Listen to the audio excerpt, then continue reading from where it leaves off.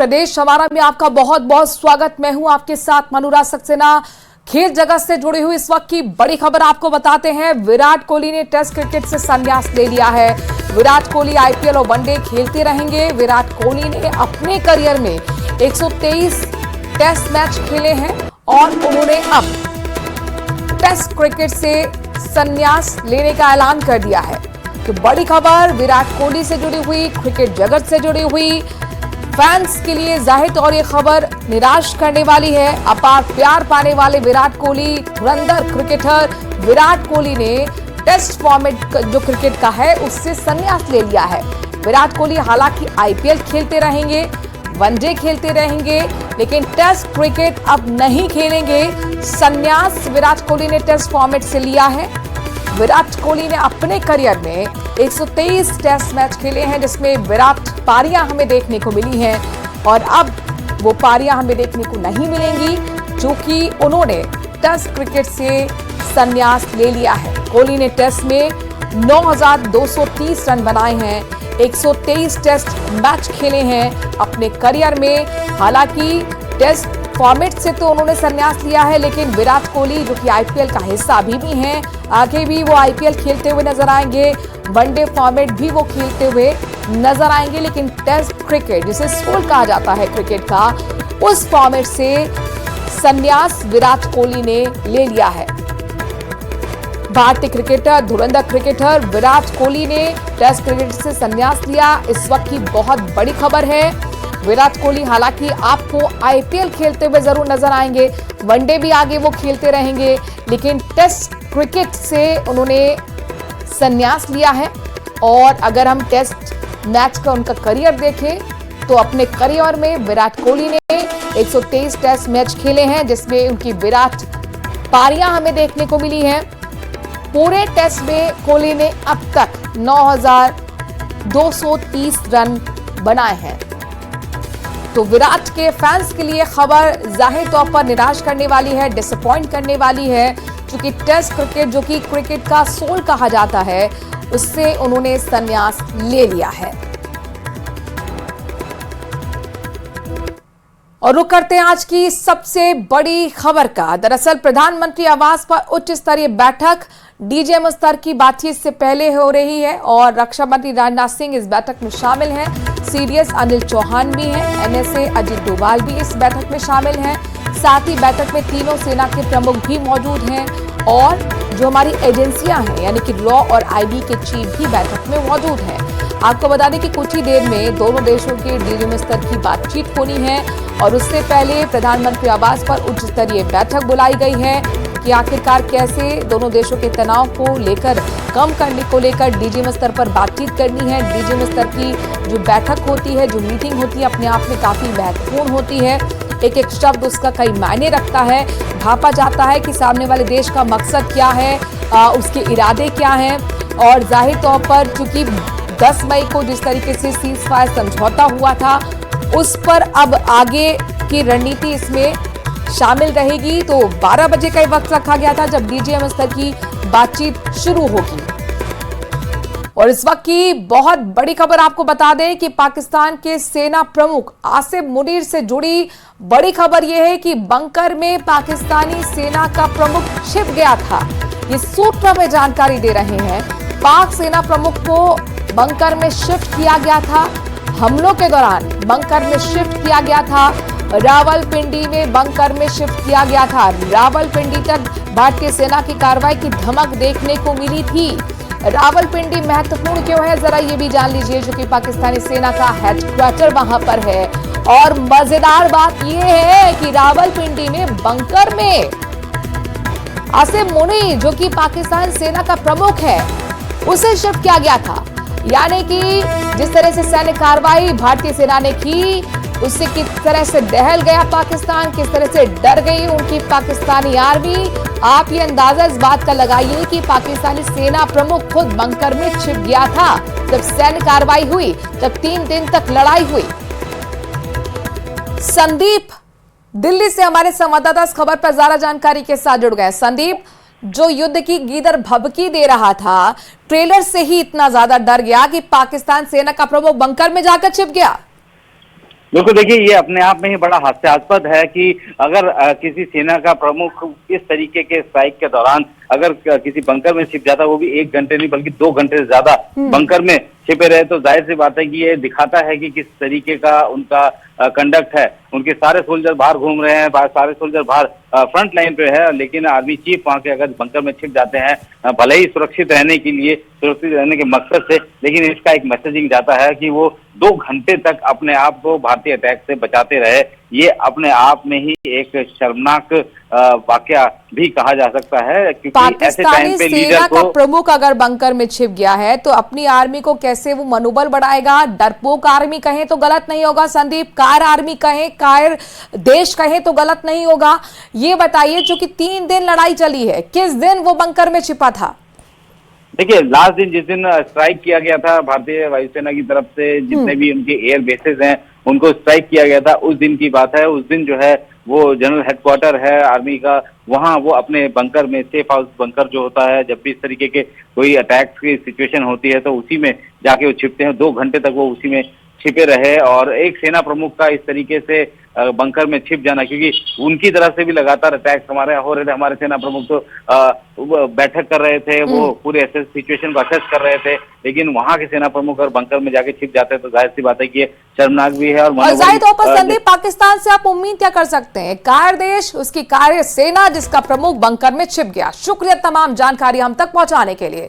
खबरों में आगे बढ़ते हैं और प्रदेश से जुड़ी खबर आपको बताते हैं। खबर टोक से है, जहां पर उनियारा में NH-116 डिकोलिया खेलनिया के बीच 4 फटने से एक निजी बस पलट गई और इसमें 10 लोग घायल हुए। घटना की सूचना पर पुलिस पहुंची, घायलों को अस्पताल पहुंचाया गया। वहीं 3 गंभीर घायलों को जिला अस्पताल भी रेफर किया गया। सभी लोग जयपुर से उनियारा सामूहिक विवाह सम्मेलन में शामिल होने आए थे।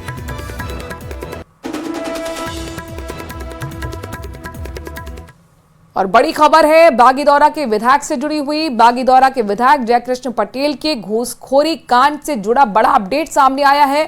खनन कारोबारी से 2.5 करोड़ रुपए की रिश्वत मांगने के मामले में एक और सीसीटीवी फुटेज सामने आया है। रिश्वत के तौर पर लिए गए 20 लाख रुपयों से भरा बैग लेकर भागने का सीसीटीवी फुटेज मिला है। विधायक का चचेरा भाई विजय पटेल रुपयों से भरा बैग लेकर दौड़ता हुआ आया और पार्किंग एरिया में स्कूटी लेकर इंतजार कर रहे पीए रोहित को रुपयों से भरा बैग थमाया। इस सीसीटीवी फुटेज में विधायक जयकृष्ण पटेल भी कुर्ता पजामा पहने हुए नजर आ रहा। आप ध्यान से अगर देखें, वो पोल के पीछे नजर आएगा आपको बता दें कि सारा घटनाक्रम 4 मई का है, जब एसीबी ने विधायक जयकृष्ण पटेल को जयपुर में विधायक आवास पर ट्रैप किया था। एसीबी ने एमएलए के चचेरे भाई और दलाल की भूमिका निभा रहे विजय पटेल को भी गिरफ्तार किया था।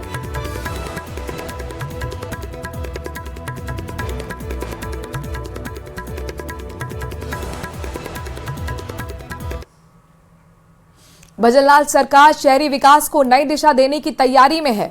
नगरीय विकास और आवास मंत्री झावर सिंह खर्रा ने विधानसभा सत्र के दौरान घोषणा की कि राजस्थान में 1 महीने के अंदर नए बिल्डिंग बायलॉज लागू किए जाएंगे। इन नए विनियमों के जरिए निर्माण कार्यों में पारदर्शिता और अनुशासन लाने का लक्ष्य रखा गया है। मंत्री खर्रा ने बताया कि पहाड़ी क्षेत्रों के लिए अलग से भवन विनियम भी तैयार किए गए हैं, जिन्हें लागू कर दिया जाएगा। इससे इन इलाकों में संवेदनशील जो इलाके हैं वहां पर निर्माण की स्पष्ट गाइडलाइन तय की जा सकेगी।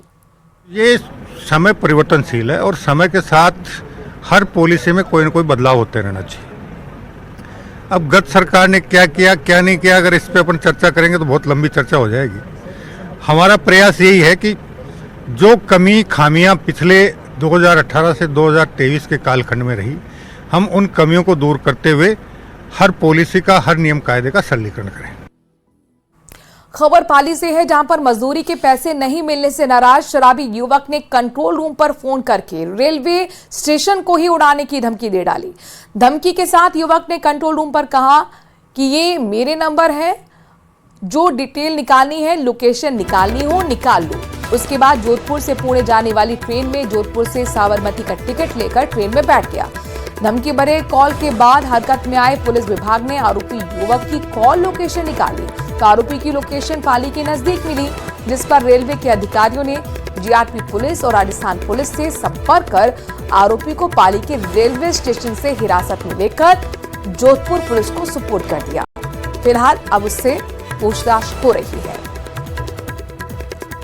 रात को 10:30 बजे करीब हमारे साइबर सेल जीआरपी जोधपुर से सूचना प्राप्त हुई कि एक संदिग्ध व्यक्ति जोधपुर से पूना ट्रेन में यात्रा कर रहा है, जिसकी लोकेशन और फोटो हमारे यहाँ फोन पे भेजी गई, जिस पर जीआरपी, आरपीएफ स्टाफ और सिटी पुलिस स्टाफ द्वारा संयुक्त रूप से गाड़ी की चेकिंग कर शख्स श्यामलाल सन ऑफ रामपत, जाति यादव, उम्र 43 साल, निवासी जौनपुर यूपी को मोबाइल नंबर की सूचना पर और फोटो से मिलान कर उतार कर यहाँ लाए।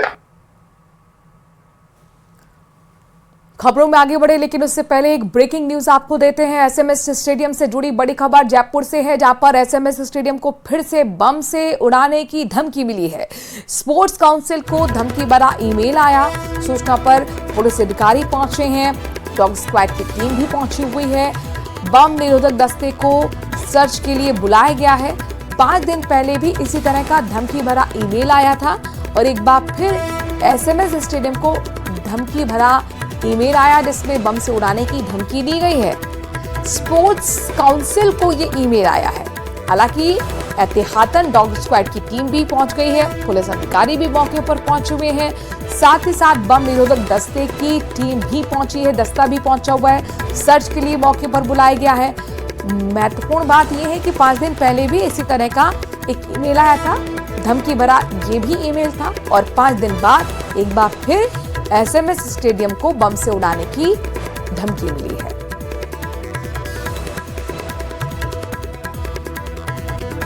पुष्कर थाना पुलिस ने ऑपरेशन सिंदूर के दौरान सोशल मीडिया पर झूठी पोस्ट करने के आरोपी को गिरफ्तार कर लिया है। शनिवार को जिला पुलिस सोशल मीडिया सेल ने फेसबुक पर भ्रामक पोस्ट करने वाले व्यक्ति की जानकारी जुटाई।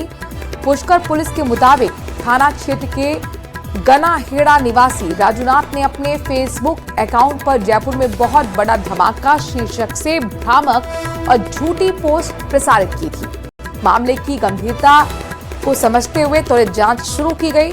थाना अधिकारी विक्रम सिंह राठौर के नेतृत्व में टीम का गठन कर आरोपी को गिरफ्तार किया गया।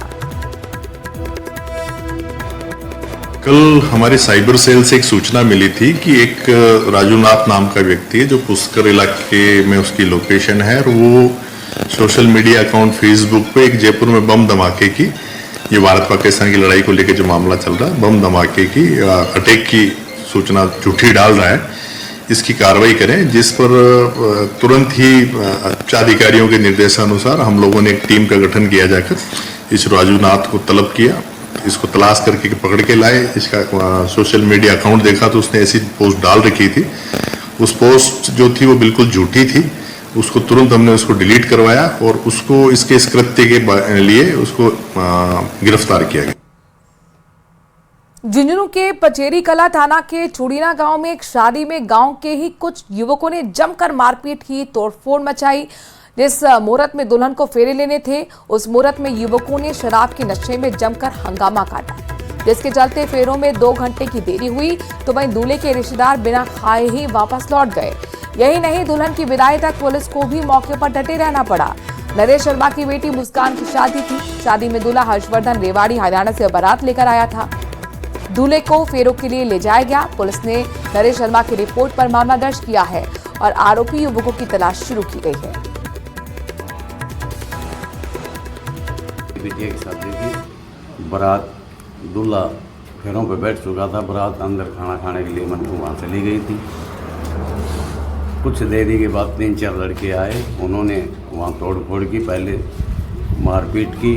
वहाँ पे लेडीज़ों के साथ में लड़ाई होती है, तब वहाँ पे मैं वहाँ पे गया था उनको छुड़वाने के लिए।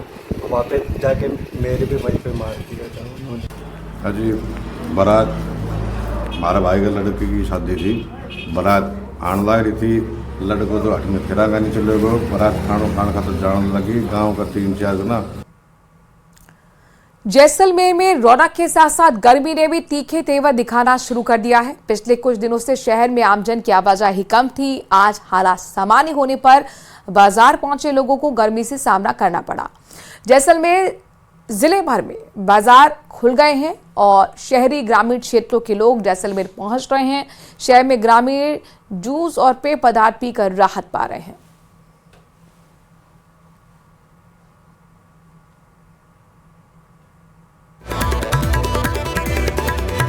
सरहदी जिले जैसलमेर में पिछले कई दिनों बाद शहर में रौनक देखने को मिल रही है। बाजारों में चहल पहल बढ़ गई। मैं कैमरामैन से आग्रह करूंगा और दृश्य दिखाएंगे।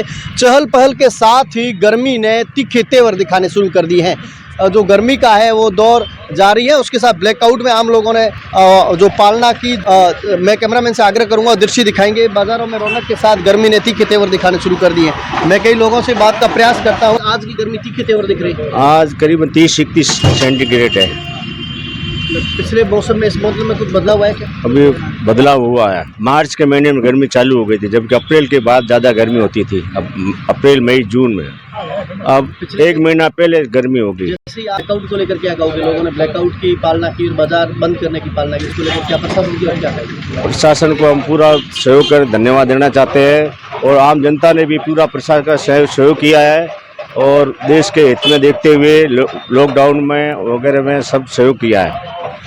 देखिए जो जैसे ही बाजार में रौनक शुरू हुई उसके साथ ही जो गर्मी के जो तीखे तेवर देखने को मिले, शहरी और ग्रामीण क्षेत्र के लोग हैं वो जैसलमेर शहर में पहुंच रहे हैं। बाजार में अपनी शॉपिंग कर रहे हैं, लेकिन जो जूस सेंटर है यहाँ भी पेय पदार्थ पीकर जूस पीकर अपनी राहत पा रहे हैं। सावंतान रत्नू, न्यूज़ 18 राजस्थान, जैसलमेर।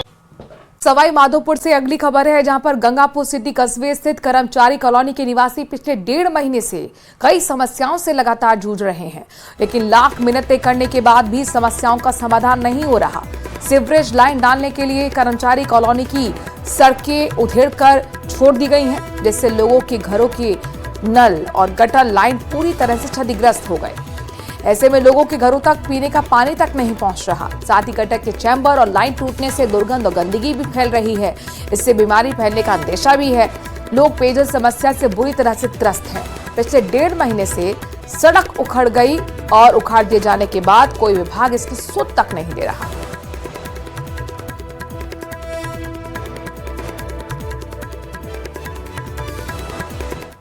झुंझुनू सहित शेखावाटी को यमुना नहर का पानी दिलवाने की मांग को लेकर किसानों का चिड़ावा। सिंघाना रोड स्थित लाल चौक बस स्टैंड के पास किसान सभा के बैनर तले धरना जारी है। धरने पर बैठे किसानों ने कहा है कि हर परिस्थितियों में यमुना नहर के पानी की मांग को लेकर आंदोलन जारी रहेगा।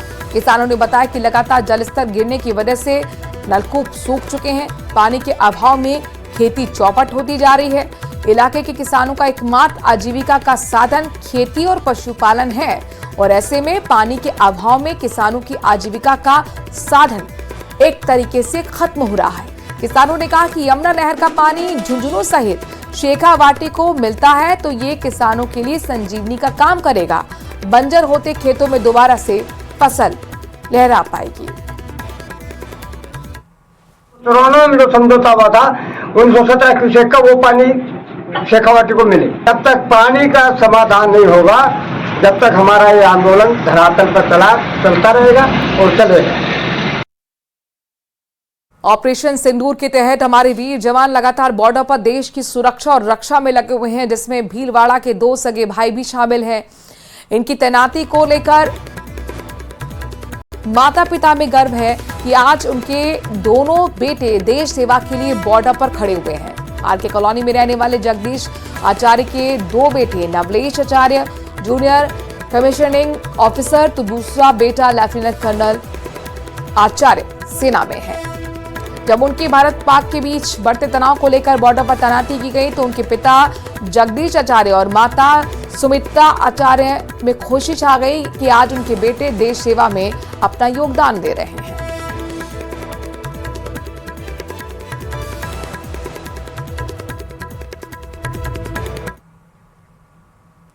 और इसी के साथ वक्त छोटे से ब्रेक का है। आगे आपको दिखाते हैं देश और दुनिया। बने रहिए प्रदेश के number 1 news channel news 18 Rajasthan के साथ।